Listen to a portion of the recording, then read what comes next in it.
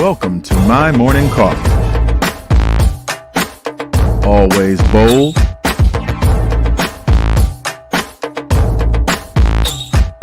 hot,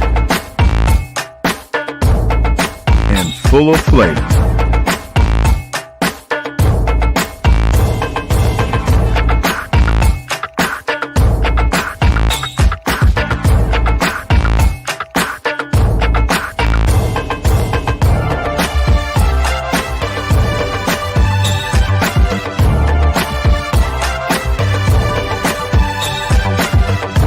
Gia and Tonya are my morning coffee. What's in your cup?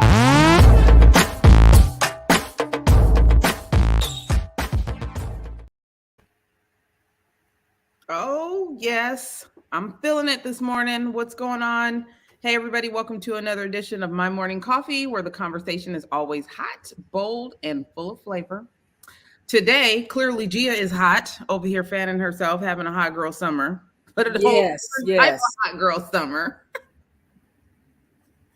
Yes, day 2 of summer, and I'm already having a hot girl summer. So, hey. Oh, my God. What's in your cup, Mama? What's going on? Oh, girl. Let me see. I got coffee in my cup. Ooh, yeah. What's been going on? A little bit of this and a little bit of that. Happy belated Juneteenth. That part, because we didn't come on Juneteenth. So happy belated Juneteenth. What I've been up to? I did an event in Westchester for Juneteenth at Westchester Park that was sponsored by your boss, Supervisor Mitchell. Mm-hmm. It was a nice event. I hadn't been in that park in years. Okay, when I say years. And it's funny, when I told some people I was gonna be there, first thing they said is, "Isn't that where the homeless people are?" Wow. And I had forgot, because I don't go down that side of town much that often. And I said, I'm sure they're not over there anymore if they're gonna have an event there and stuff like that. So of course, I didn't see any when we were there, but the event was nice. They had some performers, and I believe I wasn't by the stage, so I really couldn't see who all showed up. But I'm assuming that Supervisor Mitchell was there, and Maxine Waters, because she was on the flyer that she was going to be there, and a few other, I guess, celebrities or high-profile people. I didn't see Miss McKenzie there, so I was assuming that you were doing something else. But I know it was Father's Day. Also, happy Father's Day to all the fathers out there. And everything. So yeah, that's the only thing I really been up to. I've been kind of my whole thing that not in the mood. I kind of been not in the mood. So I've been laying low, trying to figure this all out. Life sometimes it shows up in all kind of ways, and so I'm just trying to navigate life and make some moves and see what I'm going to do. That kind of thing. You sometimes you sit back and you reflect and you're like, okay, what I got to do, what I got going on, and where I want to be. So I kind of was doing that. I've been doing that little bit of that. So I kind of been to myself, haven't been out and about, haven't been in the streets like I'm normally. So yeah, but I'm gonna come out this little funk that I'm in eventually, and I'm gonna be amongst the people and everything. So yeah. Hey, Miss Deborah. Yes, I got your fan that you made us. This is Deborah, Miss Deborah Washington, one of our number one fans, made Tonya and I these really nice fans because my portable fan is in the car. And of course, I'm having a hot girl summer, so I need the fan. So I keep this fan on my bookcase in the living room so I can, it's my backup fan. But yeah.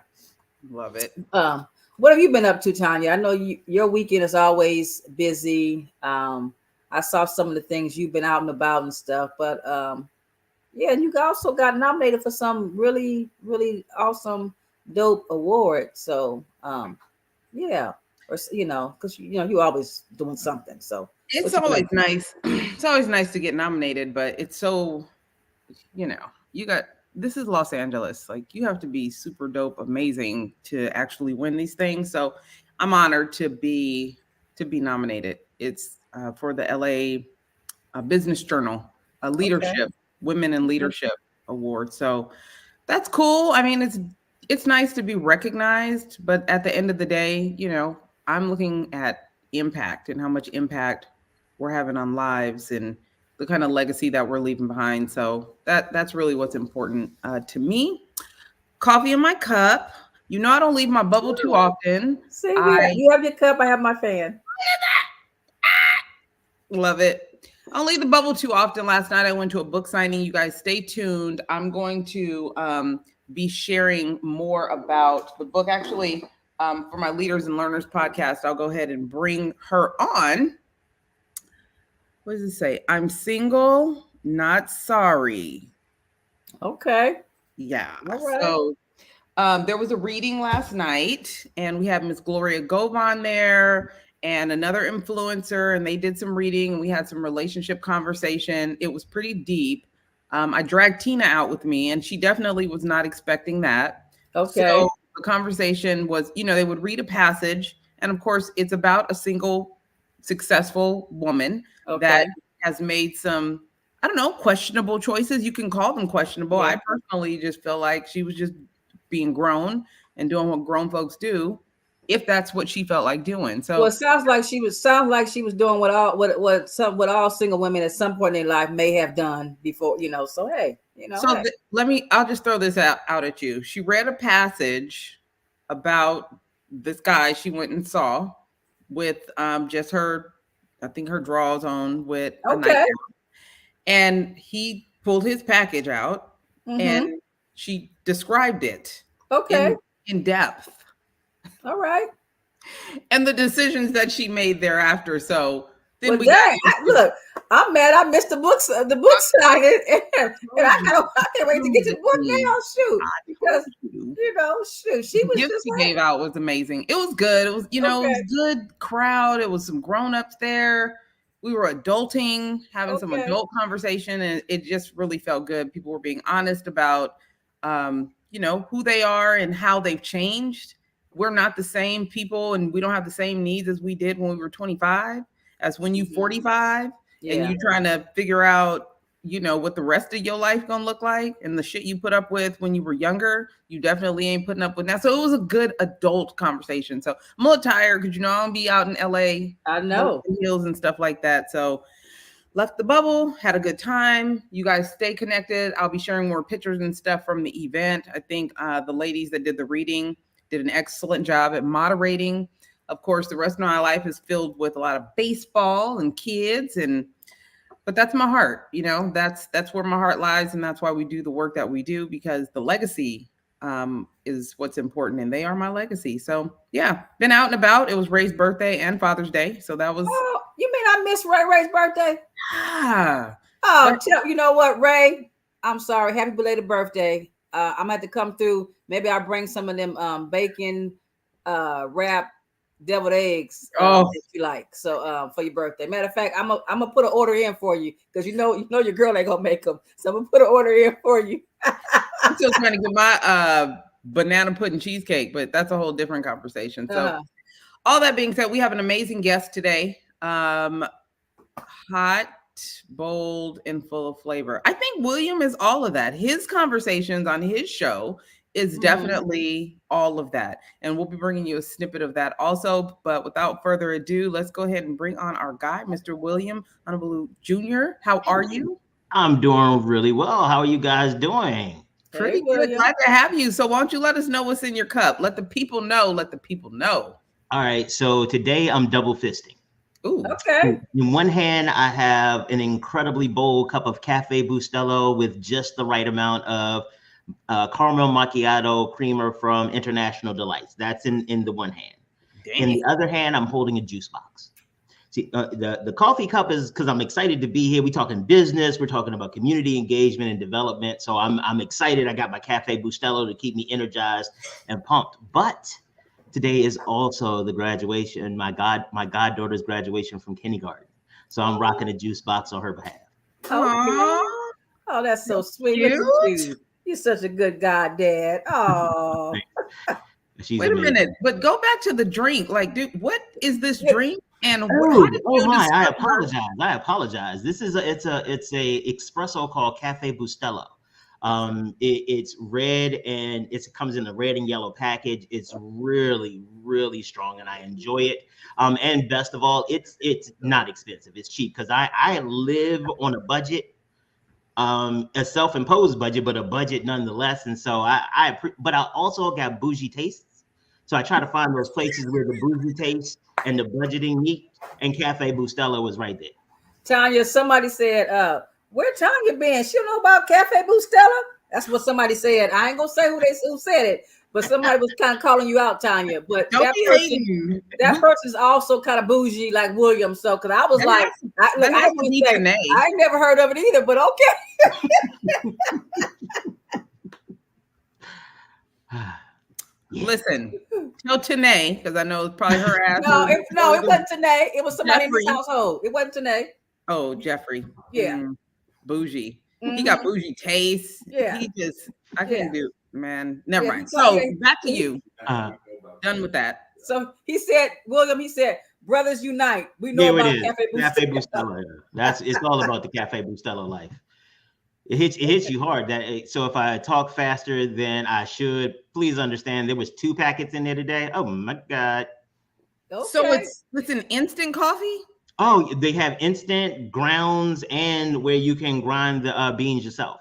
It's diverse. Okay. If anybody else is out there that's had Cafe Bustelo, please comment, because let us know. Yeah, tap in. Yeah. Let us know. Let's talk about it later. Talk to us about BlackUSA.news. BlackUS News. Yeah, BlackUSA.news.com. It is a media company founded and run by Donnie Glover. Donnie Glover is a Baltimore legend. I tell people the story when I first met Donnie. I was like, ew.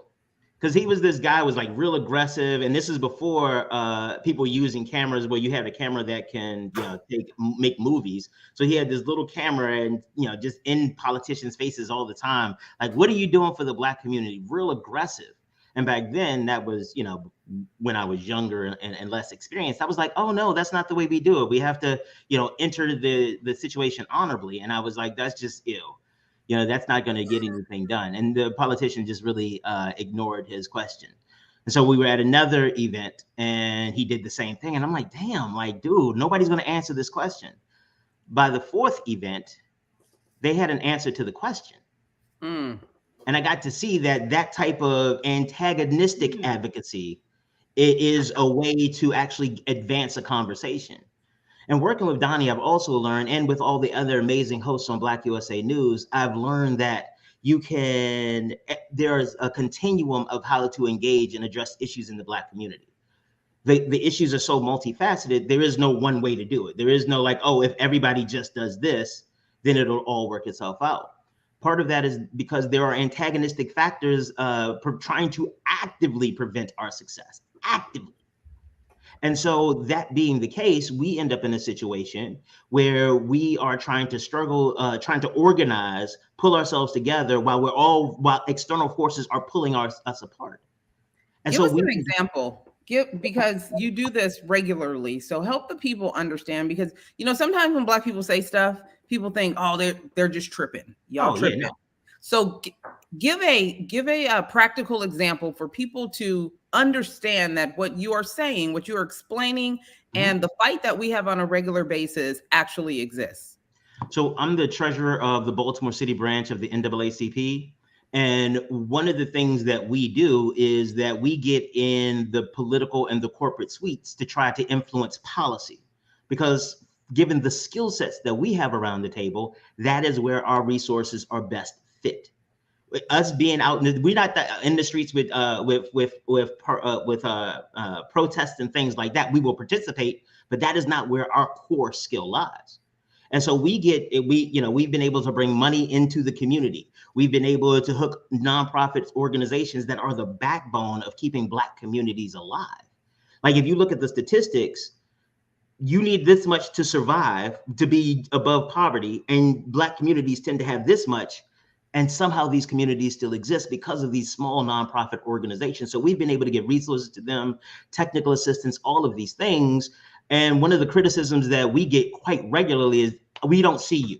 You all need to step up your community presence. You all need to get out there and argue and yell and do all of these things and be everywhere at once. So, so it sounds like, and I'm glad you brought this up. So you guys are on the front line, but you also you're in the inside too, which we don't know. We don't know you're in the inside, but you're in the inside doing the work in the inside, and that work right there, it's really needed. And you guys you're being very successful and strategic about what you're doing on the inside. Yes, that's what it sounds like to me. Yes, and so if you look at this, because because we have these critical opponents and things that are trying to stop the progress of the Black community. So, for example, I'll use very specifically an example of COVID resources that we've been able to access and provide to not just Baltimore, but the seven states in the Mid-Atlantic area. Well, we have been able to have an impact on how people see COVID. We've distributed tens of thousands of pieces of PPE. We've done those things, but those aren't sexy things. Those aren't things that get media attention, except at the inaugural, absolutely, when we've kicked it off. But on a day-to-day basis, that is not where people's attentions lie. And so if they don't see you doing what they believe, the story in their head about what an NAACP does, because they saw it in the civil rights movement, and that's what they think the NAACP should do. Well, there are other groups that are younger and stronger that can do that part. But now we're the older, more mature, and we know that only gets them agitated. We need to get on the other side, like a war. You have your infantry, you have your propaganda, and you also have your snipers and your spies. So y'all up in there being the spies and stuff, getting all the info, getting all the stuff, and making plans, making deals, and moving the cause along. But you're moving along behind the scenes, and again, we as a people, if we don't see it, it ain't happening. That's the whole thing. I didn't see them do this, I didn't see them do that, and while we out here tomorrow, what we didn't see, y'all moving and shaking, doing the work. And a lot of that has to do with how we teach each other about advocacy. I'm sorry, let me not say that, because I don't keep it 100, but I keep it 85, because 15% y'all don't need to know about, and 5% I'm trying to forget myself. Look, I'm gonna use that one, William. Absolutely, please. But if we're honest about what's happening, is that everything that we learn about being radical was taught by people we are trying to go against. We are all educated in a system that is designed to perpetuate our oppression. And so even the thoughts we have about how to fight the system was taught to us by the system. Our entire language, the way we understand the social construct, is defined and designed by the people who want to continue to oppress us. How did you get into this line of business, BlackUSA.news? Where did that come from? Where were you before that? How did you? I have had a very diverse career. I have served as staff in the Maryland General Assembly, as the Chief of Policy and Public Information for the Maryland Department of Health and Mental Hygiene's Infectious Disease Unit. I served as the director of an award-winning entrepreneurship center at the Greater Baltimore Urban League, and most recently, I was the executive director of the Baltimore City Chamber of Commerce. One of the things that has had there are a couple of stories that have had the most profound impact on me. One was when I had an internship back in the 90s at the Baltimore City Mayor's office. I was and am brilliant. And so I always assumed that my intellect would just be able to carry me where I wanted to go. I didn't need to understand people. I was just smart, so it would work out. And I absolutely had opinions on education because I was a great student. So clearly I must know what's going on. There was a press conference, and the superintendent of schools, his name was Dr. Walter Ampery. And he was talking about how the city's budget was always in red. And this time, this particular day, there was an inclement weather, and he decided to keep the school system open, or this district open, half day. And they got on him. You could have saved this many millions of dollars. This is fiscally irresponsible. And I'm sitting in the back like, they do have a point. That's the problem now. You are blah, blah, blah, blah. And then he said something that forever altered my perspective on education and people. He said 75% of our students live below the poverty line. 85% of them qualify for free or reduced lunch. If I shut down schools on Friday, that means for many of my students, the last decent meal they will have is the lunch I give them on Thursday before I give them breakfast again on Monday if we open up. Most of these other jurisdictions that you're comparing us with, they don't have to worry about being a social services organization in addition to a school system. And I'm in the back like,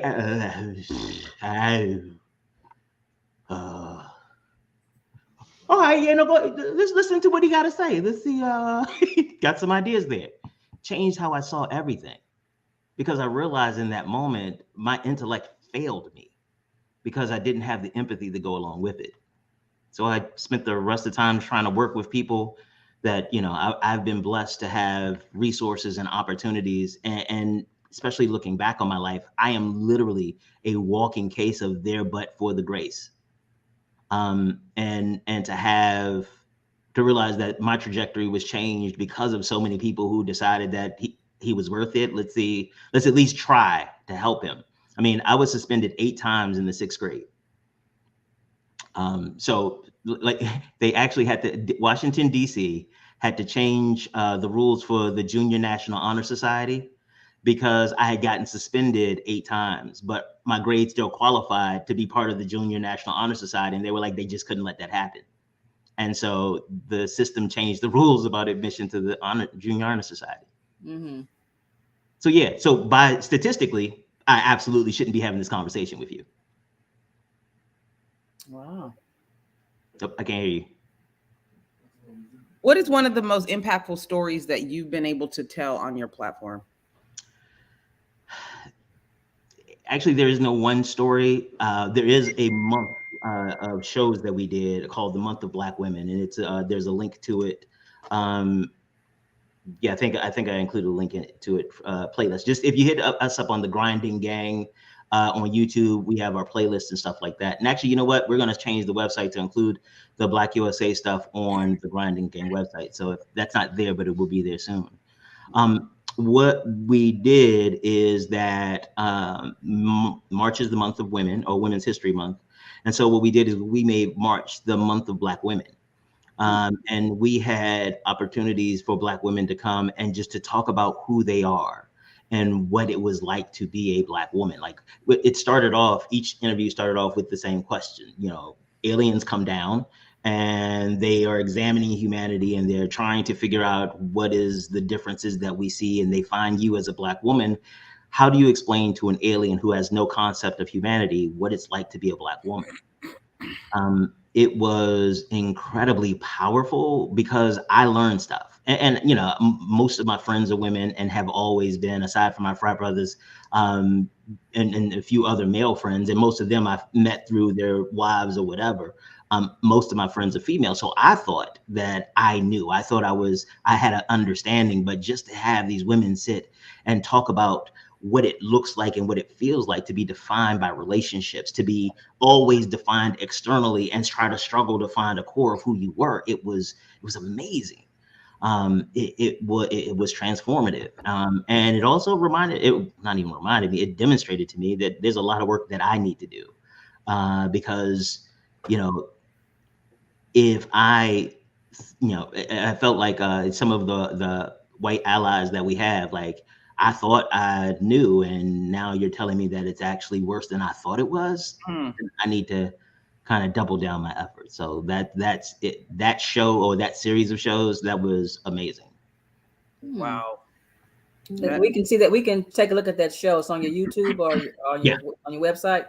Yep. Okay. So let's look at some of the work that you've done. I thought this was a pretty intriguing conversation. My name is William Honablew Jr., and I'm the host of the BlackUSA.news morning show and the president of the Grinding Gang Incorporated. The Grinding Gang is an organization that helps small business owners in the nonprofit and for-profit communities figure out how to make sense of all the noise. There's a lot of information out there, and sometimes it gets a little overwhelming. We help you develop business plans. We help you figure out what to do with a lot of the information you receive. And we also help you figure out how to become more profitable. We also host a variety of workshops. You can check out our next workshop on grant writing right here. Wow, it's funny. I'm glad. Go ahead. Is still happening, and so we'll get into that in a moment. So, but what I want to do first is I want to talk a little bit about how government is structured, because one of the questions that I'm getting is like, well, is this going to lead to a criminal charge? Is somebody going to go to jail? Is this a trial? And I want to clarify a couple of things. Let me add this so y'all can see that. All right. I used to be the chief of policy and public information for the Maryland Department of Health and Mental Hygiene. One of the things that I had to do was to go out and explain to people throughout the community how government worked. And so this is a few slides from some of the stuff that I used to, a few slides adapted from some of the stuff that I used to do. All right, so we know that and we can't say that we know this because I've met several people who don't. So the executive branch, legislative branch, and the judicial branch, those are the three branches of government.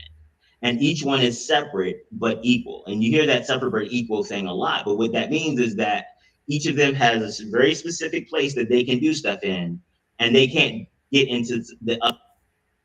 So I wanted to show you guys a snippet of his show, because it's important that we have these types of platforms that educate us, that enlighten us, that empower us, that allow for us to grow and expand as a people, as business leaders, as community leaders.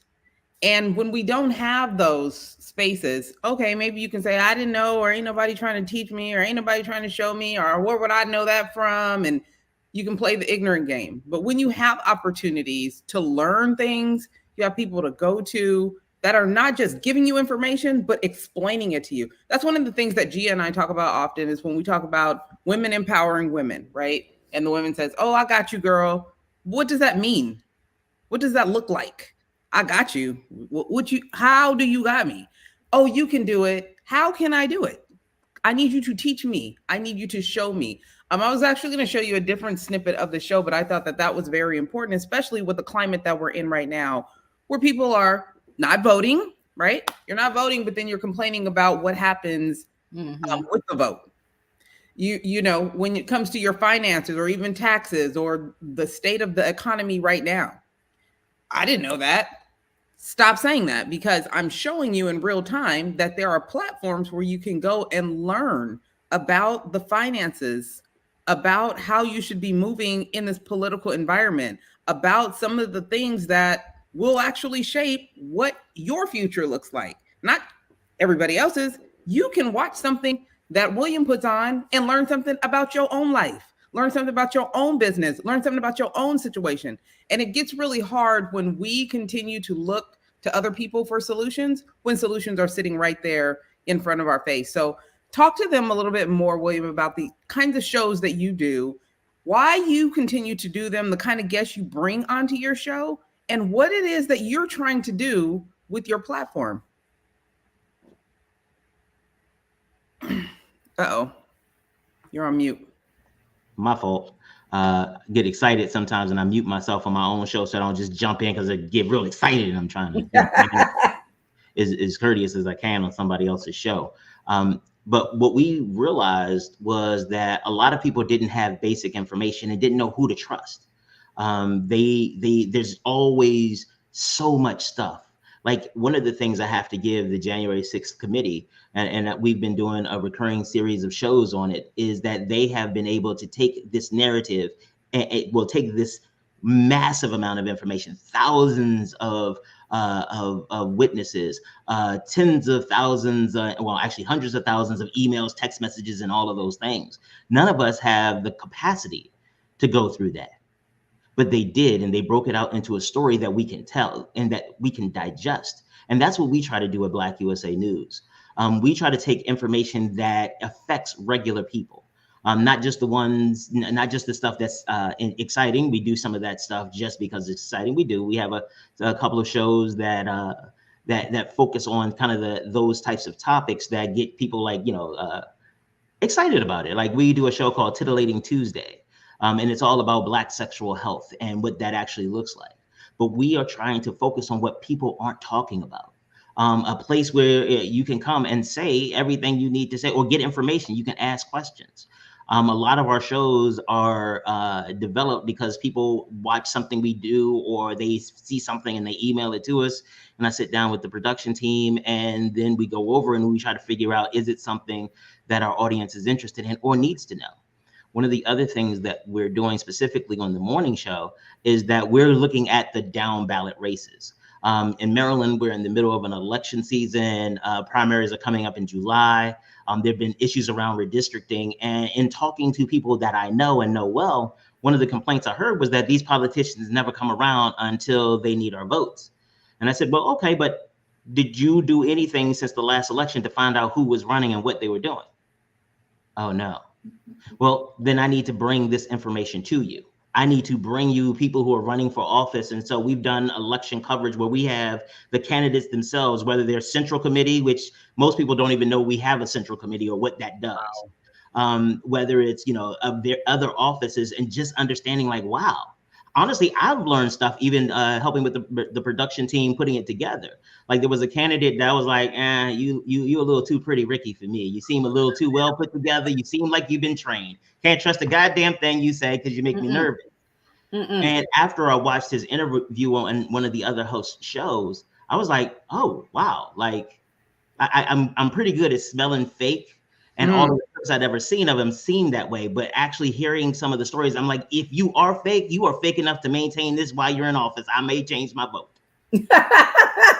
Either you are authentic and you are exactly what you say, or you are talented enough to be able to maintain this for the long run. And that level of authenticity, I would not have known had I not watched one of the shows. Since we are talking about your show and how you cover things that people don't often talk about, I'm gonna throw something at you. Gun violence in our own communities. Talk to me about that. Actually, we did a show on that. And a lot of what I do on the show is that I humanize the experience of processing this information. A lot of times, we do research before every show and things like that. But a lot of times I am engaging it just, this is what I'm feeling right now.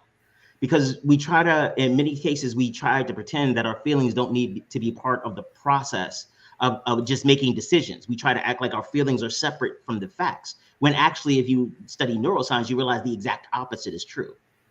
And so we did a show on gun violence, and it was one of the most draining shows I've ever done. And part of the drain came in the research, because the shooting in Buffalo is what really got me at the Tops grocery store, because it fit into my existing fear base. Some white guy gets mad, comes, hunts me, and kills me. That is a bias of mine, especially based on what I've seen, the work I've done in community. And because I know my community, I know how to stay safe in my community. A lot of the neighborhoods and things that I go in or I work in, people are like, yo, you go there? Yeah, I know them. I know the social mores and the culture there that I can deal with. But having the Buffalo shooting, there was nothing that anybody could have done to prevent that from happening, because he was a crazy person. And so I got worked up over that. And then right after that, Uvalde happened. And so I'm like, and we need to say something. But I also realized that when I am at an emotional high or emotional low, shouldn't make any decisions or do any big public statements that have emotional wherewithal. And so I waited a few days, and then I started doing research. And then I was embarrassed by me, because my emphasis on gun violence only came because it was something that I felt afraid of. As I actually started doing research for the show, I realized that on Tuesday, June 7th, 11 people were shot and 5 were murdered across the United States. And it occurred to me that that type of gun violence is also pervasive. And it's actually more pervasive, but it doesn't get the media attention. It doesn't make us excited or get us riled up or deal with a lot of our pre-existing feelings, because it's just the norm. I realized that in the communities I went to, it wasn't that I didn't think gun violence happened. I just didn't think it was going to happen to me. And that is I realized that my entire gun policy was based on that. It was based on the fact, what do I need to do to protect me and mine, or how I see us? And as I did the actual research, looked up the facts, it was embarrassing. And I shared that on the show because, like, that is a real thing to try to go through as you are making a policy shift. And if we try to ignore, that's one of the reasons I think some of these people get so caught into, well, we got to save this, because they're not thinking. They're just trying to make that feeling, just trying to feel safe. And the reality is that that many times facts don't make us feel safe. The truth does not make us feel safe. And so it's easier for us to cling to lies. I have a fact. I have a fact that I'd like to discuss with both of you. And when I'm talking about gun violence, or even just violent crime, we know it's a fact that even though they call it black on black crime, every community, whether it's white on white or Asian on Asian, violence usually happens to someone that's in close proximity to you, whether it's your neighbor or your relative. That is true. That is a fact. I have a problem with that, because it is a fact. We continue to accept it as our reality. And I do believe that our culture is strong enough to say that is a fact, but we can change these statistics. And I'm trying to figure out, why haven't we decided that might be a fact, but that can change, and committing to that change. So I wanted to know from each of you, even though that's a fact, that's a phenomenon that continues to happen in our culture, why have we not decided that it's not okay for us and made those changes? So there's a story we talk about on the show from time to time. It's a research project about 5 monkeys. And so they put these 5 monkeys in a cage with some stair steps, and at the top of the stair steps, there's some fruit. And when they put these first 5 monkeys in, they get ready to go up and get the fruit. And when they go up, icy water pours on all the monkeys. So no matter which monkey goes up, everybody gets wet. And what ends up happening is no monkey goes up there, because they know what's going to happen. They pull one of the monkeys out and put a brand new monkey in. The brand new monkey gets in and sees the fruit at the top and starts heading up there. The scientists have disabled all of the ice water thing. So that's not even a threat anymore. They don't know that, but it's not even a threat. And so these 4 monkeys commits to whooping the new monkey's ass. And so at a certain point, the new monkey stops going up there. And so once the new monkey stops going up, they keep revolving new monkeys in until they get to the point where they have 4 monkeys who've all had their asses whooped, but have never been sprayed with icy water. And they bring in a 5th new monkey. The 5th new monkey looks around, sees the fruit up on top of the stairs, and heads toward the stairs. The other 4 monkeys, who had never even experienced the trauma, whoop his ass. A lot of us have been trained in our trauma for so long, so many generations, and a lot of the things we got taught were for survival. And we pass those lessons down, keeping secrets. Don't tell nobody what's happening in the house. For many in our community, that was the way you kept master from knowing stuff. Or you kept the authority. Secrecy was part of the survival. And so if every generation we learn that, don't tell nobody, because they're going to all of these threats become part of our consciousness. Even when those threats in reality are removed, we are still whooping each other's ass. They often talk about crabs in a barrel, but I remember when somebody said that that entire metaphor ignores the fact that crabs are not supposed to be in a fucking barrel. True. And it's the barrel that we're in. Yeah. That the barrel needs, that they need. We are the meal. That is the thing. This is not an accident. This is by design, because if it was not, it would be changed. When they talk about they can't control the Republican congressman, when the one of them started talking about having orgies and snorting, telling the truth about having orgies and snorting coke, all of a sudden he was unelected. Like, he didn't even lose. He was unelected. Like, that was just disrespectful the way they came for him. But everything else is okay. Oh no, da da da da. This is by design. People are making way too much money and have no other transferable skills. They are the same 5 monkeys. My daddy been selling guns, and they brag about it. My daddy's been doing this, and my daddy's been doing this, and my company is 5th generation. So that means, congratulations, you 5 monkeys in. Gia, what are your thoughts on that? Well, it's a good question, and it's a question that does make you think.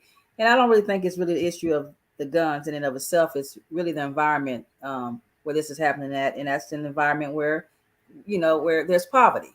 And again, when you don't have all the things that the other communities have, you have a tendency to prey on your own and hurt and damage your own.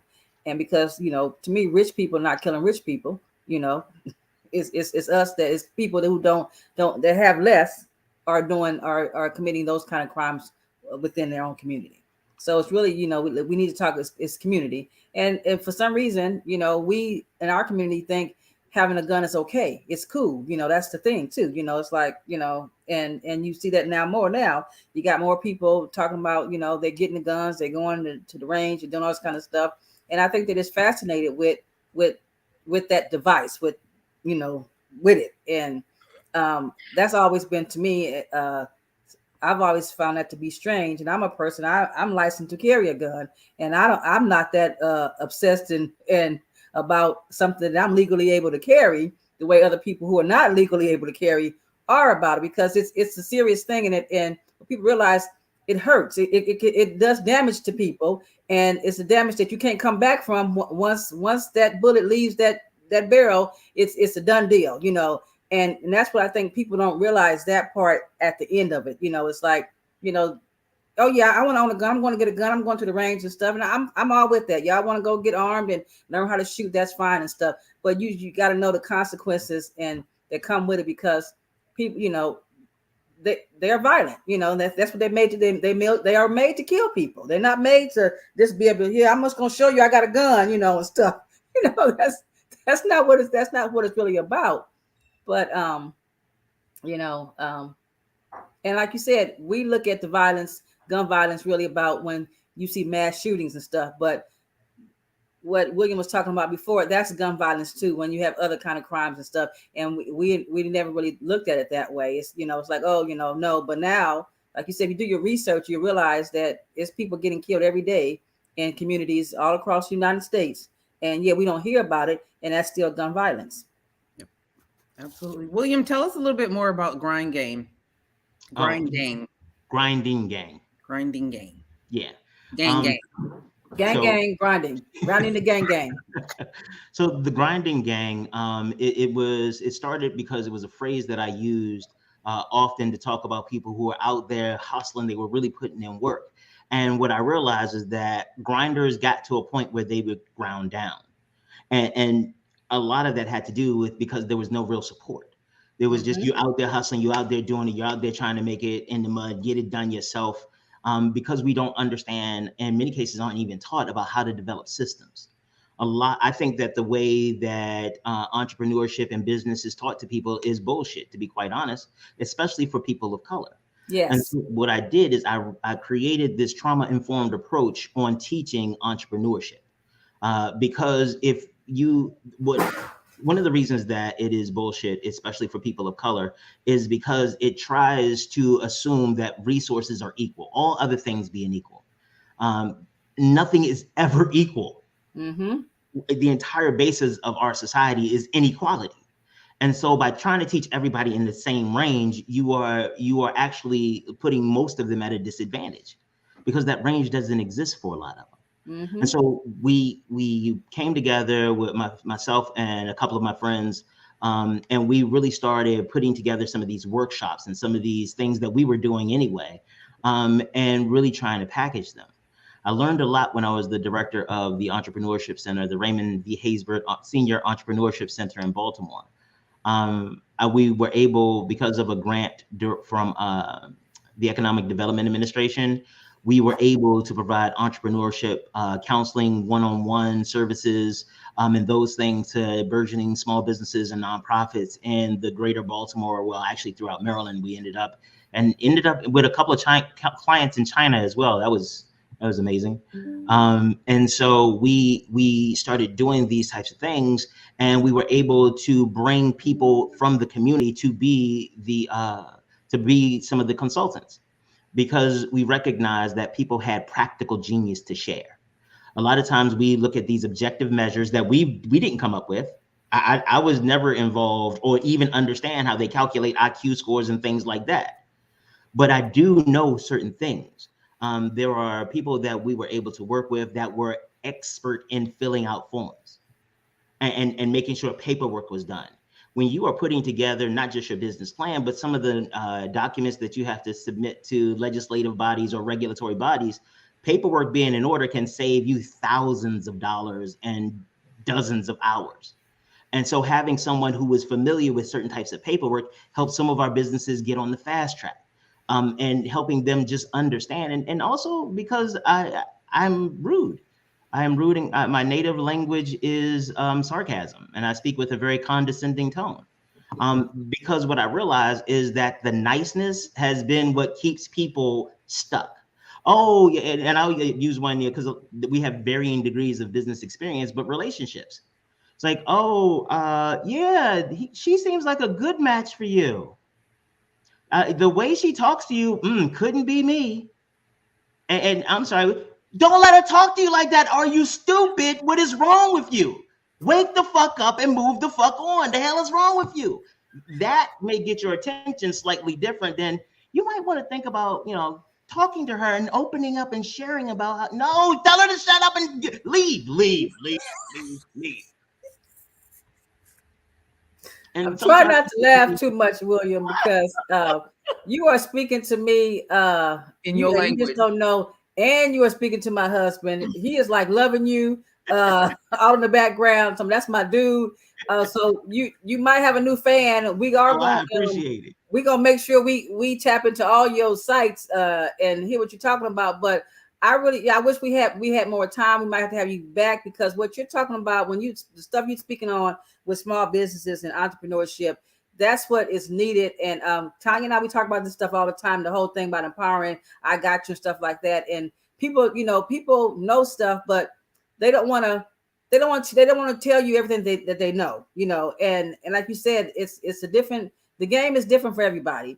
And it's like you said something earlier that resonated with me. And I think I said this the other day, being an entrepreneur, having a small business sometimes can be very overwhelming. Oh God. Okay. And you do need, and the problem is that, well, in our society, our community, everybody wants to do everything, themselves, mine. They don't want to work together, and you need a team.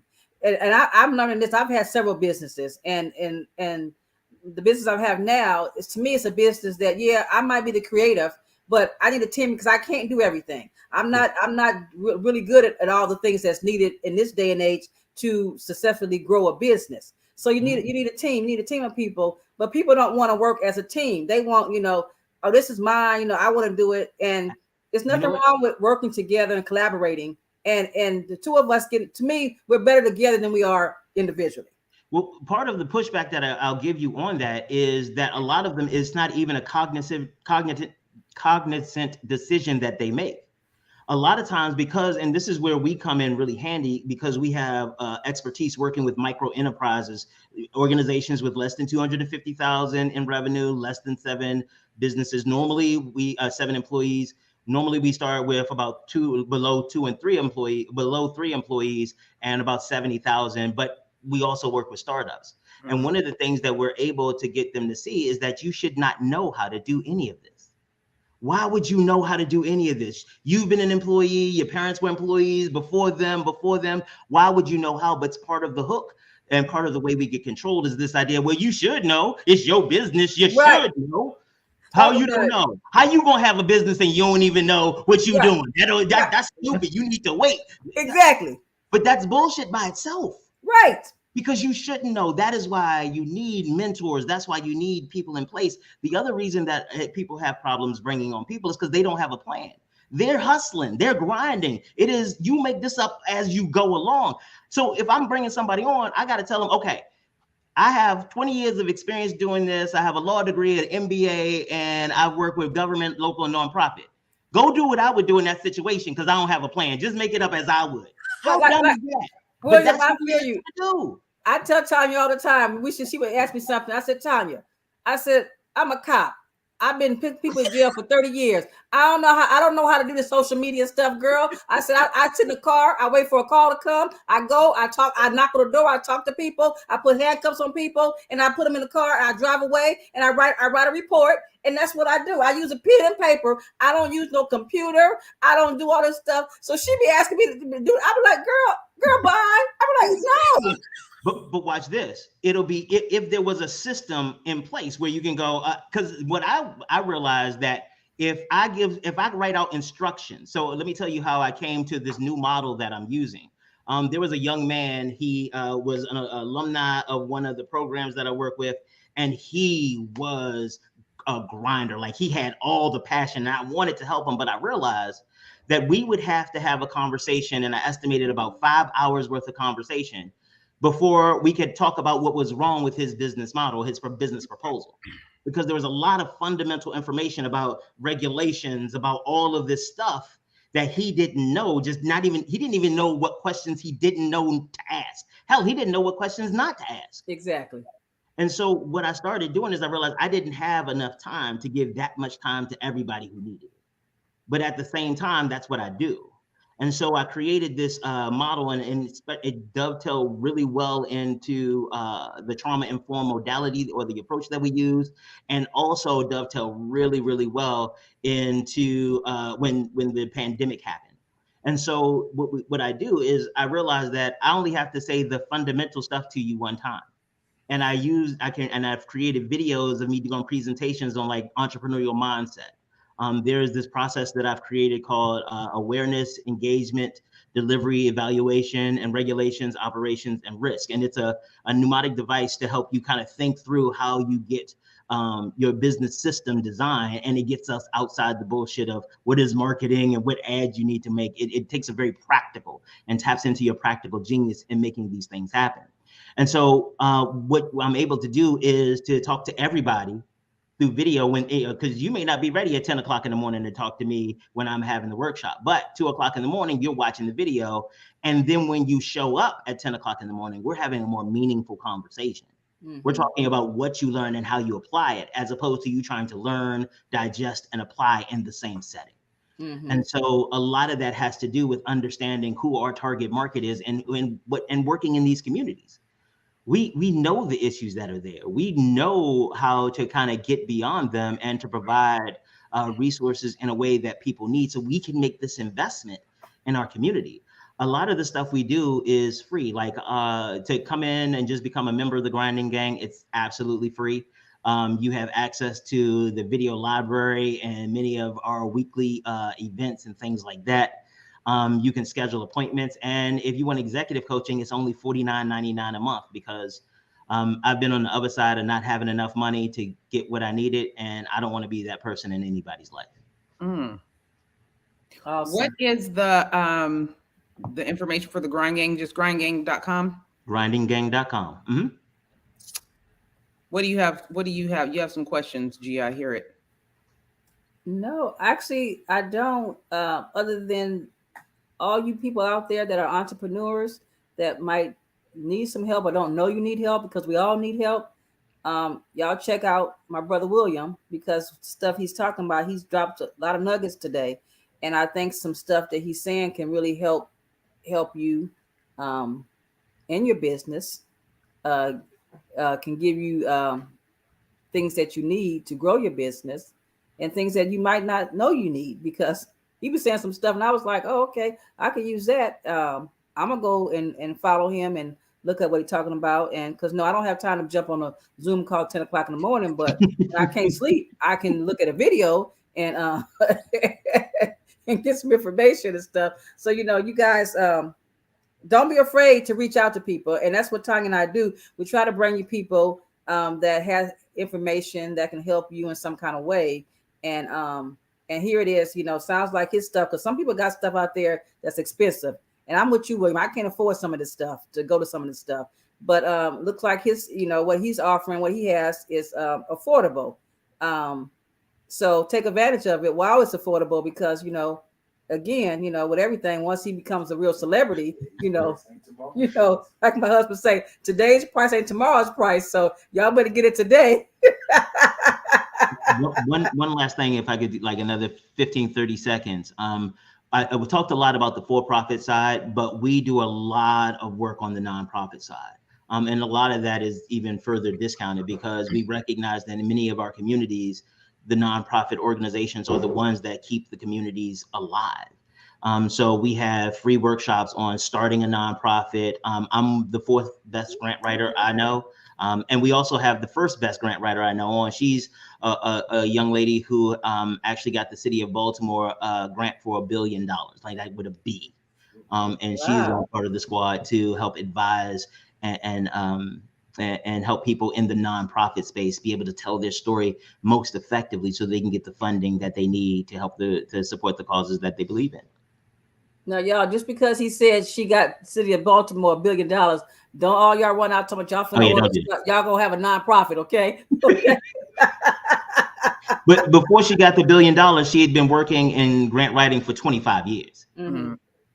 And it was the city of Baltimore. I mean, they had infrastructure. A lot of us don't have city of Baltimore infrastructure. Right. See, she been grinding, y'all. But I'm just saying, they don't heard $1 billion nonprofit, okay? And next thing you know, you're gonna hear everybody talking about, I want to open up a nonprofit. Don't do that. And we talk a little bit about why that's not a good idea either. Yeah.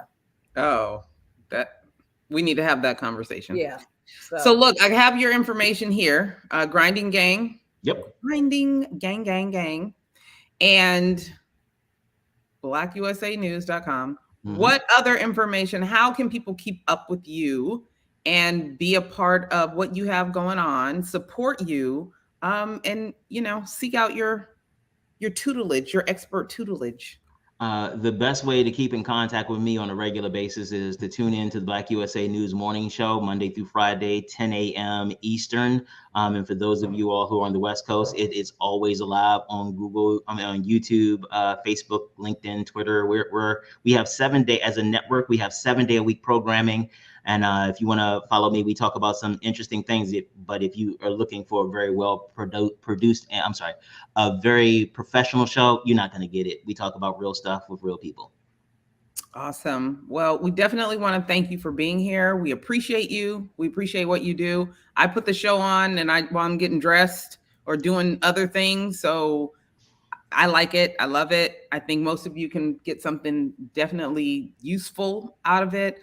It helps you expand your mind, the way you think. Perspective is very important in PR. So I always like to hear how people are covering different subjects, because what I'm thinking in my head might not necessarily be the solution, right? Mm-hmm.